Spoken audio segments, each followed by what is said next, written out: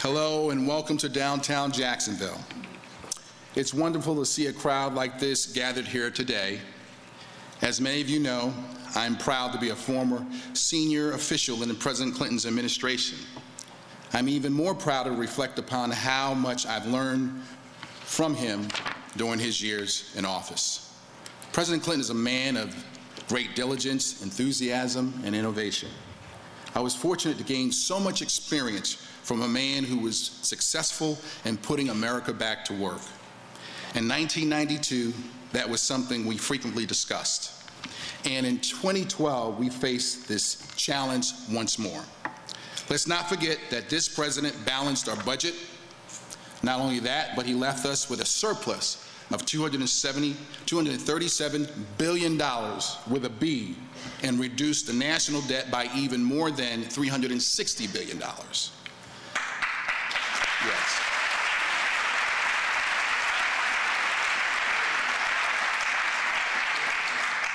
President Clinton brought together all key stakeholders. Everyone was involved and contributed. Democrats, Republicans, business leaders, faith-based leaders, not-for-profit, you name it. Unemployment went to the lowest in 30 years. We experienced a record of 115 months of economic expansion as more than 22 million jobs were created in less than 8 years. That took strong vision and leadership. Vision and leadership build hope. Vision and leadership create a sense of trust to build partnership and good government. And that's what we want, opportunity for all in a city that will thrive for our children and our grandchildren.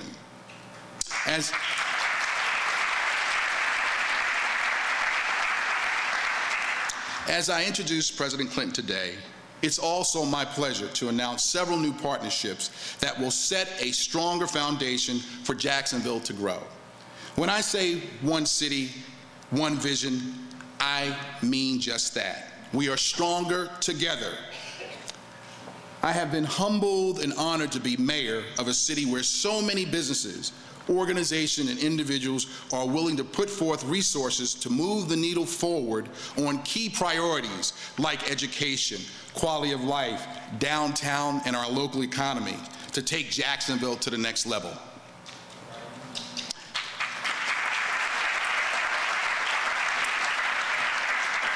I am thankful to God that He's allowed me to be the mayor of this city. I know we have a tremendous opportunity to really take Jacksonville to the next level, to create hope and opportunity.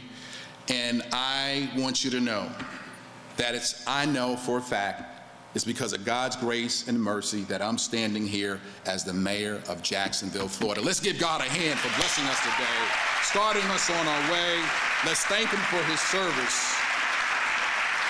I also want to take a personal privilege to acknowledge my dad, who turned 80 years old today, my pastor, Pastor Rim. Let's give him a hand. 80 years today.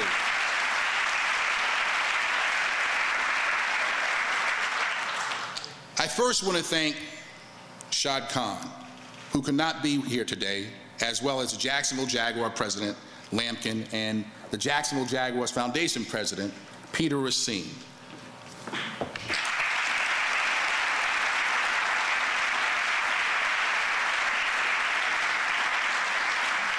The Jaguars have made a $1 million commitment, along with leadership support, to aid our military veterans in assimilating back into the community when they return from service.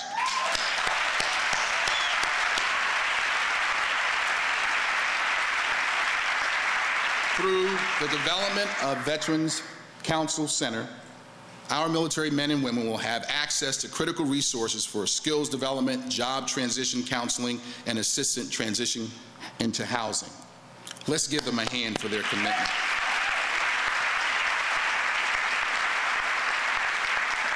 I also want to thank Florida Blue, President and CEO Pat Garrity. Florida Blue has committed to invest $2 million in 2012 to improve the quality of life in our great city through not-for-profit programs.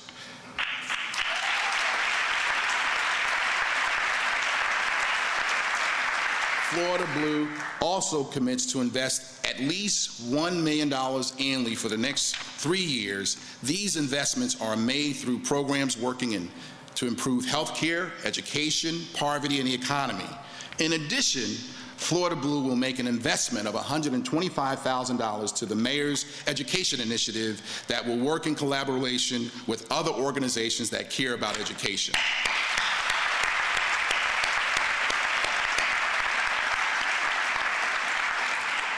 Wells Fargo's Scott Cobo, Regional President for North Florida.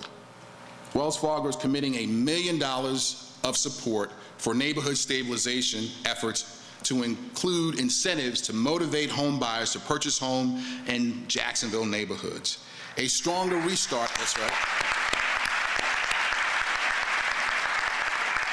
A stronger restart of home sales would be a powerful boost to our local economy.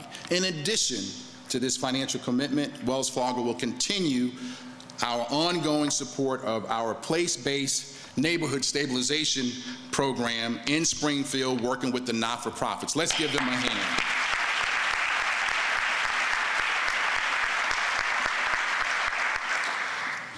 CSX, Fred Ellison, Executive Vice President and Chief Financial Officer, and I also want to acknowledge the Chairman and CEO, Michael Ward.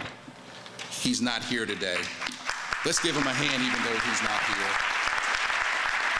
CSX is actively supporting programs tied to downtown development, job creation, and veteran and military affairs. Let's give them a hand for their commitment. Wayne Hogan, President of Terrell Hogan Law Firm, has committed to support the Mayor's priority on education and parks and recreation with a $200,000 financial commitment to advance our programs in the parks.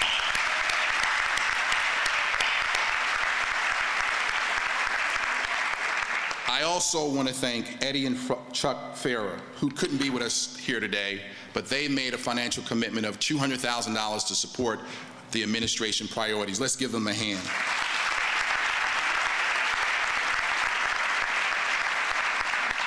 On behalf of the city and the taxpayers, I thank you all for your generosity.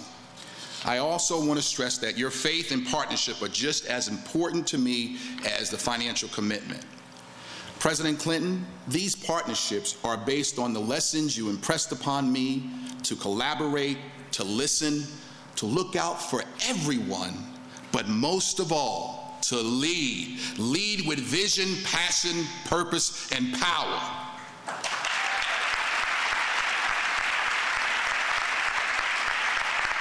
And now, it is my pleasure to lead a warm welcome to Jacksonville for the 42nd President of our great nation, President William Jefferson Clinton. Let's give him a warm Jacksonville welcome as he come out.